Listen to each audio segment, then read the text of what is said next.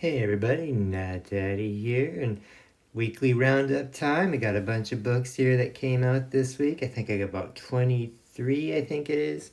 And yeah, let's jump into them. A lot of great books this week. Let's start off with the DC crossover with Sonic the Hedgehog. This is the last book of the series. It's been a fun read, especially if it's an all ages book in that. I know I myself, I'm not a big Sonic fan, so I don't really know a bunch of these characters very well. But it was still fun to read in that, meeting, crossing over with the DC characters. A lot of people show up in here, and they're going against Darkseid. It's been pretty fun in that. Lots of action, lots of cool art in here. It kind of has like that new kind of cartoony anime feel to it. And like I said, you don't have to be a big fan of either the Justice League DC stuff or the Sonic stuff to enjoy this. So, read them in single form like this, or I'm sure it'll be collected into a trade paperback later on. And they do kind of leave it open in the end there to be more of this coming. So, lots of fun there. From Marvel, we have Under This One World of Doom. Um, Lots of one shots for this. They have the Gods line in here. Gods is kind of like magic meets cosmic stuff that they um, introduced about a year or so ago. Kind of, it's been all right. I enjoy this stuff a little bit. Kind of confusing and deep in that. But we have them and them interacting with Doom to save the universe and that in magic and mystical ways, and they link it to Doom being the Sorcerer Supreme in that, so which he is during this whole one world under Doom type of thing. So it was neat. I like the artwork in here as well, and I do hope they kind of find a spot in the comics for the monthly series or somewhat monthly series of these gods characters, because they are neat characters, kind of magical and cosmic and immortal in that. And much like a lot of Marvel stuff, Strange Academy, the Runaways and stuff, they only pop up, Alpha Flight, they only pop up during these Marvel crossovers. So neat book here that came out from Image. I got to read this quickly last minute. It is the second issue of Gianna, Naked Aggression. It's been a fun book, very, very adult themed. A lot of sexy art in here. I like the art a lot. It's about this woman who's an assassin who is sent to kidnap and murder some people, and now she's taking care of the kid and trying to save him from other assassins. She's a woman who has had her family killed, and then she's gone out doing revenge. So very much like a Frank Castle female version, Punisher type thing. So lots of great B movie slaughtery type action and adventure in here, and fits in with all the cheeky, sexy ladies in that as well too. So I'm really enjoying this so far. If you're a fan of the Gun Honey series and stuff like that, this will definitely be right up your alley. Or Barbed Wire, if you got anyone remembers Barbed Wire. The next one of the one-shots from this Bring on the Bad Guys series is Loki. All these books are tied into Mephisto and his, I guess his underling or his trainee or whatever you want to call her, Sister Sorrow, and them collecting souls with this, for the Soul Forge, which will give Mephisto power of all the souls. So each one of these one-shots is about a certain villain and them having to gather, like I said, these souls for Mephisto. So there's been 4 or 5 already. They've been all pretty good. This Loki one, again, is pretty good in that as well. So yeah, these are all good. You can read them as one-shots like this and not have to worry about the other ones. And read them all together as a series, as they're meant to be, is pretty good too. So a couple more of these left, and then they'll be doing the trade paperback, I'm sure. So, and at the back of each of these stories, it does have the continuing or intro story of this new character, Sister Sorrow. So next month we have, or next week I should say, we have Red Skull, and then we have Germano, Laughton, and the final one will be Mephisto. So those have been really fun. And lots of great covers on those from Liba Mero. A couple of them making our cover of the week. From Dynamite, we have the second issue of Demona, a Gargoyle spinoff. So this is going into kind of like a, not a year one tale per se, but a little bit more of a look at her origin and her backstory.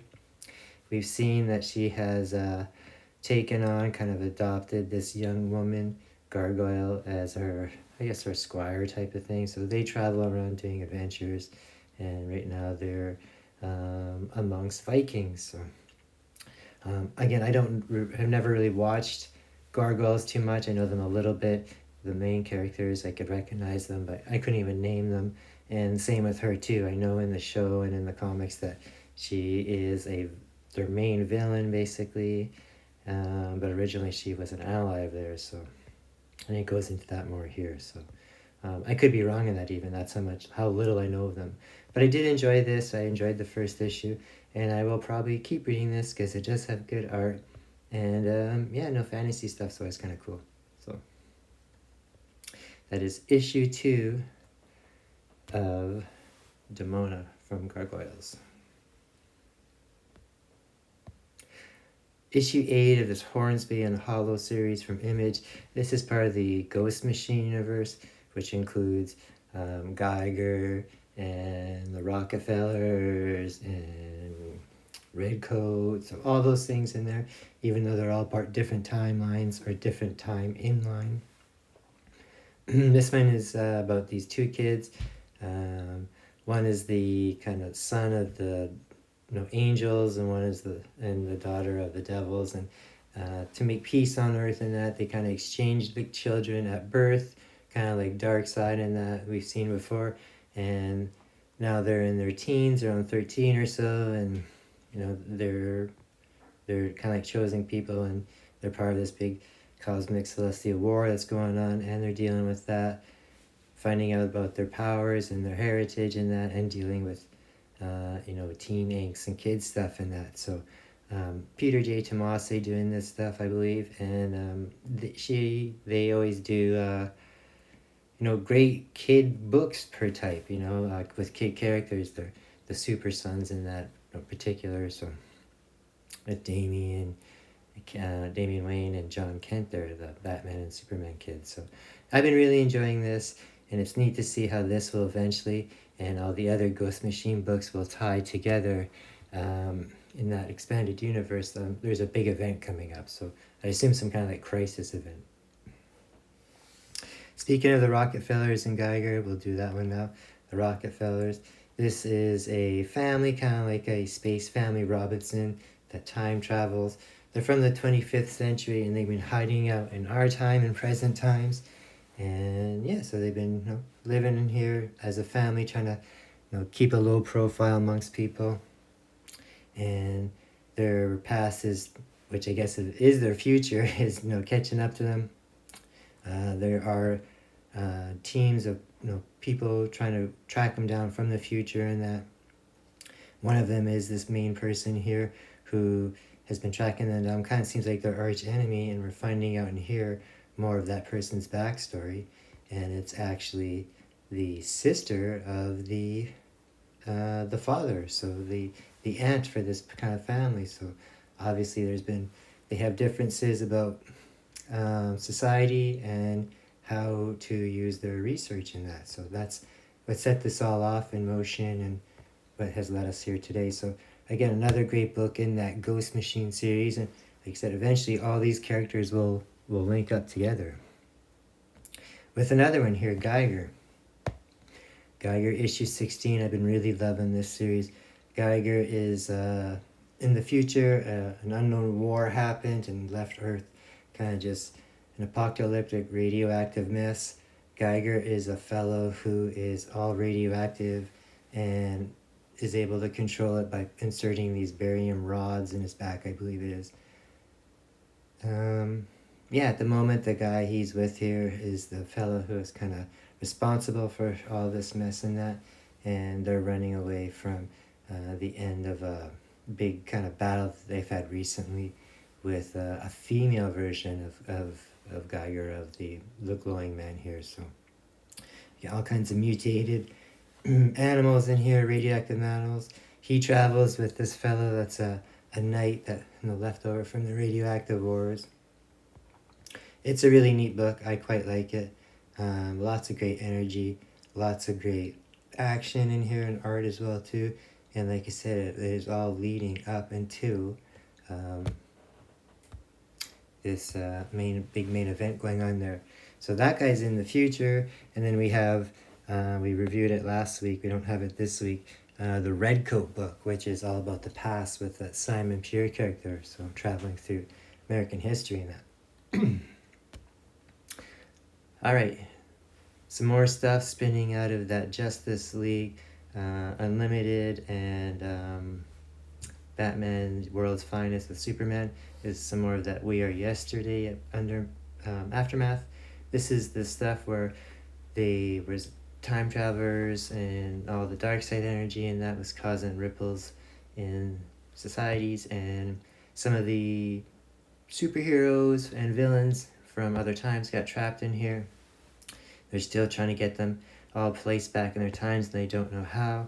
Everything's starting to fall apart a little bit, especially with this all this dark side energy that's going around, and the absolute universe is starting to crack and mix in here as well too. So all the DC stuff is leading up into this big huge crisis event, which will be happening fairly soon.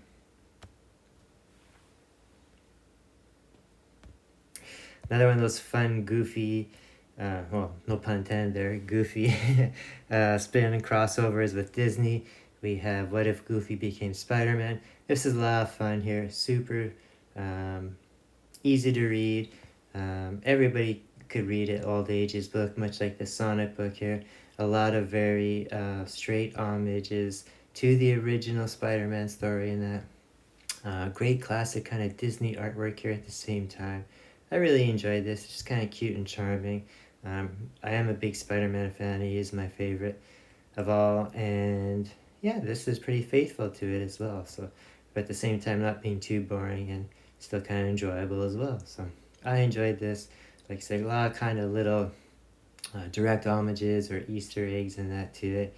Yeah, it's fun. I enjoyed this one quite a bit. There's some pretty cool covers to that book as well too. Issue 2 of Images, News from the Fallout. Kind of have a zombie type apocalypse story going on here. This one fella's escaped the army base where all this is going on, and he's gone to the town and he's trying to warn people, and he's not getting a very receptive welcome from it. So kind of has that original Walking Dead feel to it, because it's all black and white and shadowy and sketchy artworks and that, but a lot of silhouette stuff. So a lot of people might find this a little boring, or because there is a lot of words, a lot of exposition, and like I said, silhouette stuff, but it's really cool. Really fits into that whole kind of creepy environment with the story and that. And like I said, it does kind of feel like that whole original Walking Dead. So I enjoyed this quite a bit so far.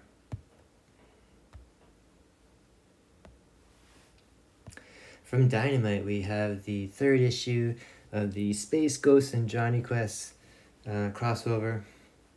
Mark Spears cover there.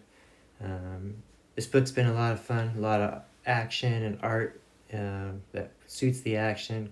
Great coloring in here. We have the Space Ghost team and the Johnny Quest team. They've kind of had a flip-flop where some members have been transported through space and that to each other, the young kids.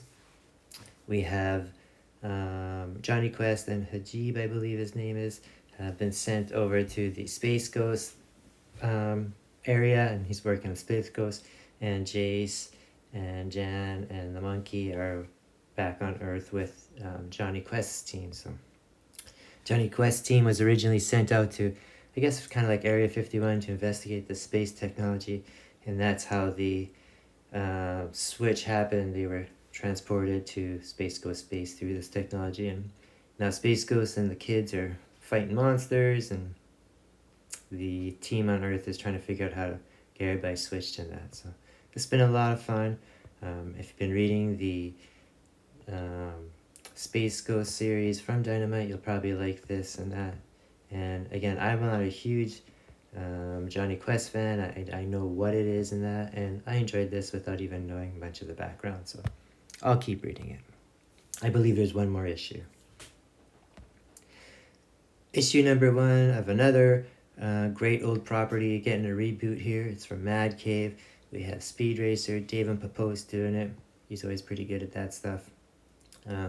I never liked Speed Racer as a kid. Never really gave it a chance, really. I just thought it was kind of silly, racing cars and monkeys and stuff. But again, I was a young kid and I didn't really know anime stuff very much, so I gave this a shot and I really liked it.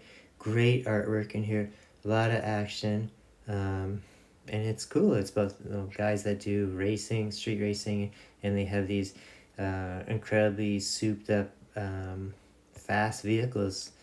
Each of these vehicles have different kind of signature weapons and that, and it's pretty neat. The Speed Racer family has had tragedy in the past with one of the older kids. It looks like reportedly dying and maybe an accident from this racing, and the dad has kind of lost his will to live in life and has kind of let the family down and everything deteriorate. The younger son has picked up the kind of racing role and is now doing this, and again is getting in trouble because it's just a dangerous place to be. So if anyone isn't really familiar with Speed Racer, it kind of has that whole Fast and Furious vibe to it with crazy machines like Mask or something. So it's been pretty good action so far. Yeah, check it out. It's a good book. Mad Cave's been doing a lot of great books.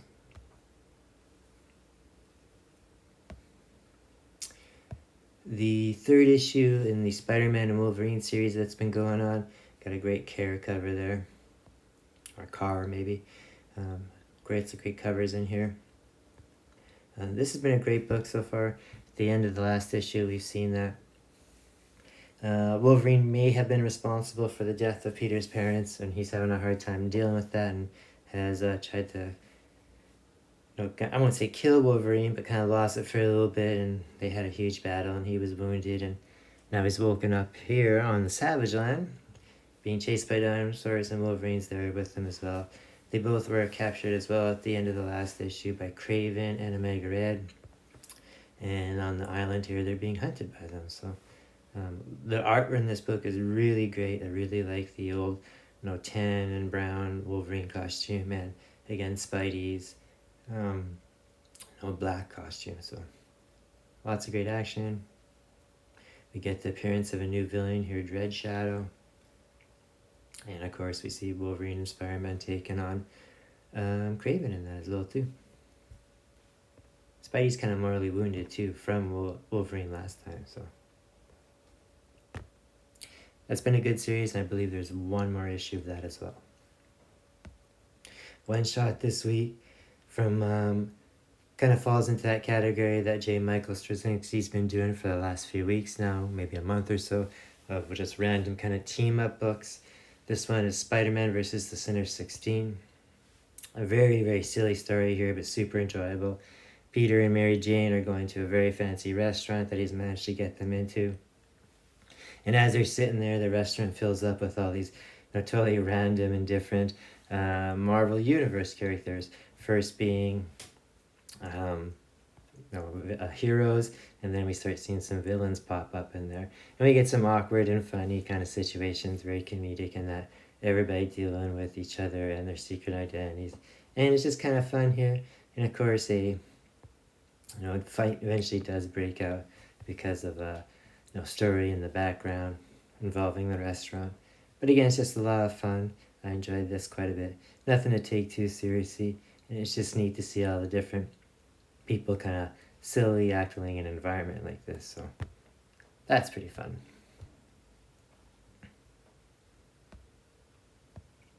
Issue 4 of The Lucky Devils from Image.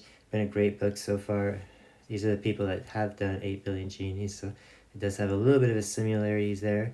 The story is here that everybody has a devil that tries to influence them to do things, and the more that they do influence in that, it kind of improves their standings in hell and that. So there's all different kind of levels of these people in that. So we have two devils that are trying to rig the system. And so far, they've been doing a pretty good system rigging of it. They're kind of using loopholes in that to, I don't know, get things that they want done, and she'll burn hell at the same time. So great artwork in here as well. We find out that the two main people who have had this done to them have kind of met up now, and they're kind of comparing stories and starting to figure out what's going on. And also, too, down in hell, the guys that run hell and the bad guys have figured out what's going on, and now they're trying to figure out who they've sent this crazy person to find them and switch them down to trace down these two who are causing all the issues. So lots going on there. It's getting ready to wrap up pretty fast, and yeah, it's just a fun book. Another book that's kind of similar to that, but not really. This is the last book in the series of The Missionary. I think it's issue 3.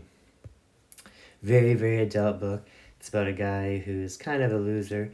Nothing's going right in his life. His wife's cheating on him. His job kind of sucks and everything. And he managed to come across a demon who lets him kind of, won't use his body, kind of possess him a little bit to get out of his situation. And he kind of uses his influence in that to make things a little bit better for the guy by helping him do, like, I wouldn't say evil things per se, but maybe get his way a little bit more over others. So at the same time, this guy has his demon past to deal with as well, and it's just a lot of fun. Ryan Stegman doing not the artwork in here, but the story, and it's just been pretty fun. So I like this a lot. Lots of action and great color artwork as well, and lots of just silly demon nonsense. So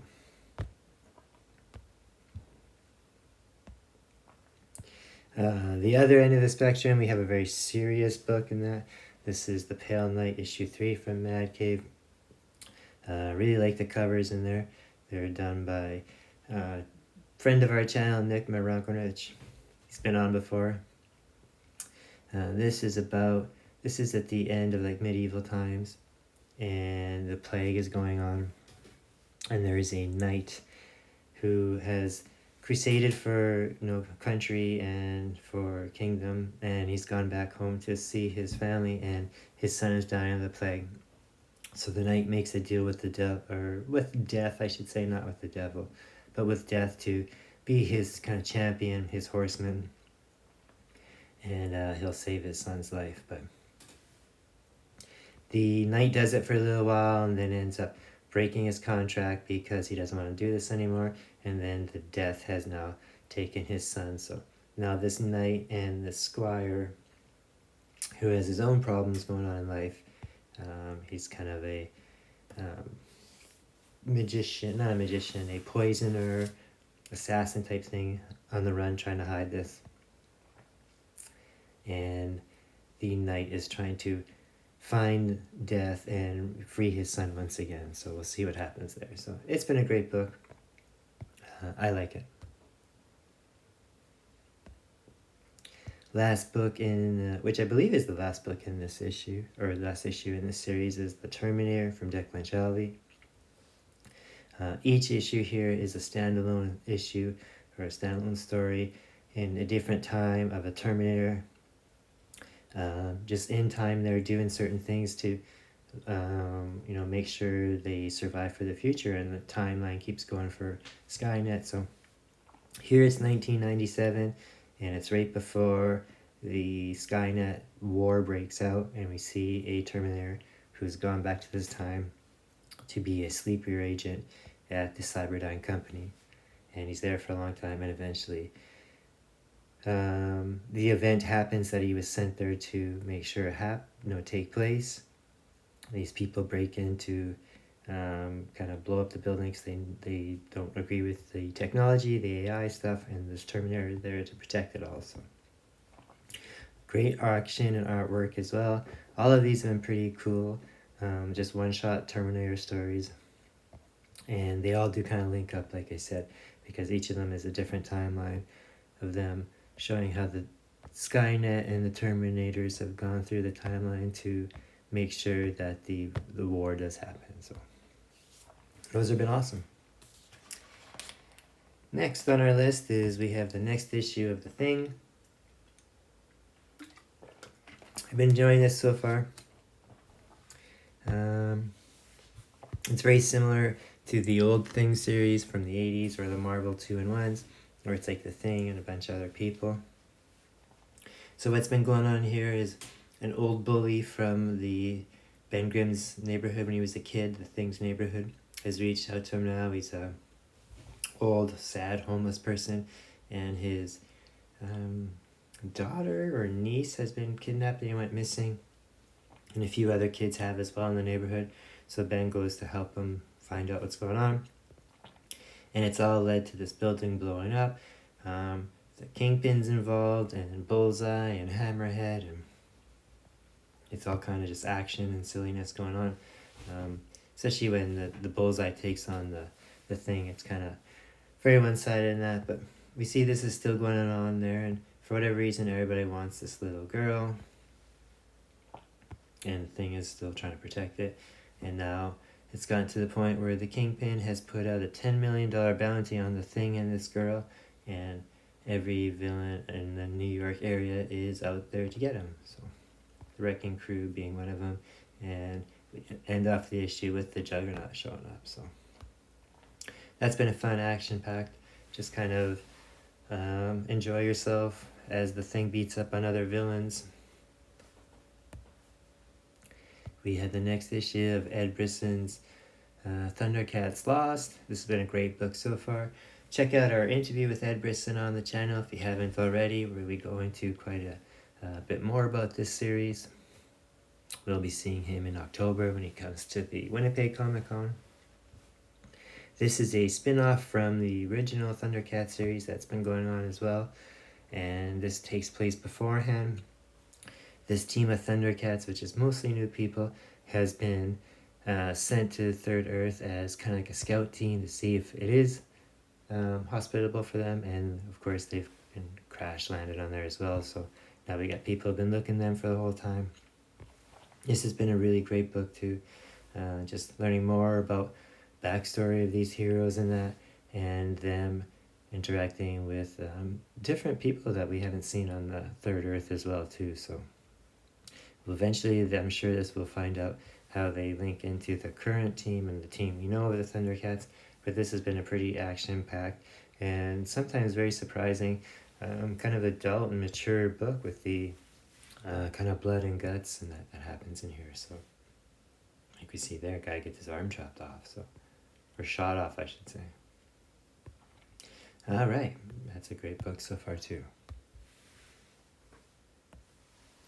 Something totally funny and maybe offensive to some people.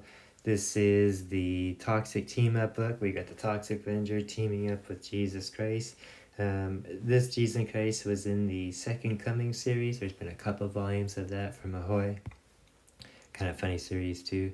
Jesus has been sent down from heavens from God to kind of learn how to be a hero and that on earth, and that's what he's been doing. So here we see him in Tromaville, where all of the Toxic Avenger stuff happens, and he is doing his best to help people out there. He's working in a food kitchen where also the Toxic Avenger meets him, and they have a little bit of an interaction there, and yeah, just kind of silly Toxic Avenger stuff and Second Coming stuff here. So we see how Jesus is trying to teach the Toxic Avenger, who's basically just a screwed up kid in this big giant body, how to control his anger and rage issues, and he can still do good without having to hurt people and just lose his temper all the time. So it's a pretty good book so far.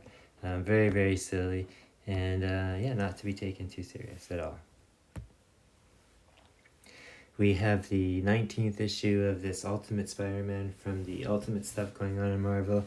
It's been announced recently that this book will end at 24, and so will the other stuff going on in the Ultimate Marvel universe, and again have a big kind of a universe-ending event going on at the end of that. or leading into that, and I'm sure they'll start up with more volumes afterwards. So we'll see how that affects the value of that first issue there, which was quite popular. Multiple, I think up to 10 different prints of it. We'll see. We've left off where Peter's son here is using the venom, or not the venom suit, but the black suit here, which does turn into venom. We see for the first time. The black cat, who he thought was his friend, has lied and tricked him and led him into a trap with the Kingpin, and his goons, who are all going against Peter and Spider-Man. The suit the suit takes over, and because the kid's unable to deal with this because he's just a kid, and we see it turn into the crazy venom. And this venom is fierce and savage and kills, and it looks really cool actually. So the heads of all the crime bosses and that are meeting to try and deal with all this. Again, we see that this is all connected to the other universes, and we see the Goblin and Mysterio as well listening in there. Everyone's trying to figure out what's going on. Parker family's still in trouble because of all this, and now we see how they've become Venom involved as well. So Mary Jane's can kind of take off. She's had to deal with so much in that. She's talking about maybe leaving Peter. We're at a big crossroads there. Alright, that's everything that we read this week. Hope you guys enjoyed that. I also hope maybe I brought a few books to your attention that you weren't aware of. Go check those out. Get some more of them if you do. Support all these great creators and support your LCS as well. Otherwise, we'll see you all next week for more reviews. Peace out. Like, subscribe, and share.